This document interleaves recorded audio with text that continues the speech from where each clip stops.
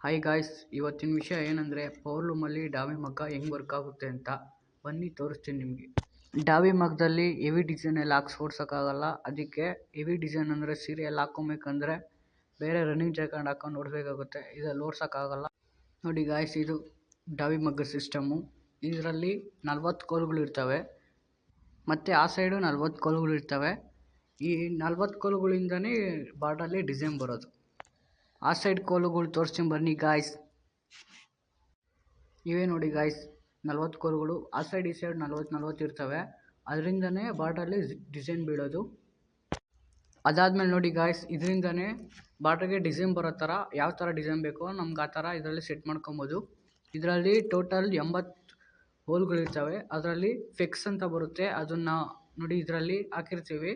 ಅದರಿಂದನೇ ಡಿಸೈನು ಈ ಥರ ಹೋಗಿ ಡಿಸೈನ್ ಬರುತ್ತೆ. ಇದೆಲ್ಲ ಮಾಡ್ಕೊಂಡು ಇದಾದಮೇಲೆ ಗಾಯ್ಸ್, ನಾವು ದಾರಗಳು ತೊಗೊಂಡು ಆ ಕೋಲುಗಳಿಗೆ ಎಲ್ಲ ಕಟ್ಕೊಬೇಕಾಗುತ್ತೆ. ಕಟ್ಕೊಂಡು ನಮ್ಗೆ ಯಾವ ಥರ ಡಿಸೈನ್ ಬೇಕೋ ಆ ಥರ ಒಬ್ರು ಇರ್ತಾರೆ, ಕಟ್ಟಿಸ್ಕೊಡ್ತಾರೆ.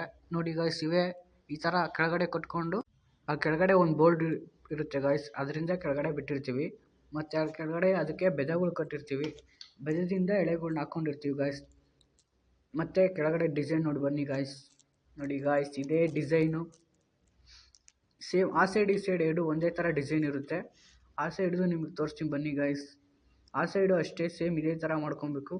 ದಾರ ಕಟ್ಕೊಂಡು ಅದು ಬೋಲ್ಡಿಂದ ಕೆಳಗಡೆ ಬಿಟ್ಕೊಂಡ್ರೆ ಬೆದಗಳಿಂದ ನಮಗೆ ಎಳೆಗಳು ಬರುತ್ತೆ. ಆಮೇಲೆ ಡಿಸೈನ್ ಬರುತ್ತೆ. ನೋಡಿ ಗಾಯ್ಸ್, ಇಷ್ಟೇ ಗಾಯ್ಸ್. Bye guys.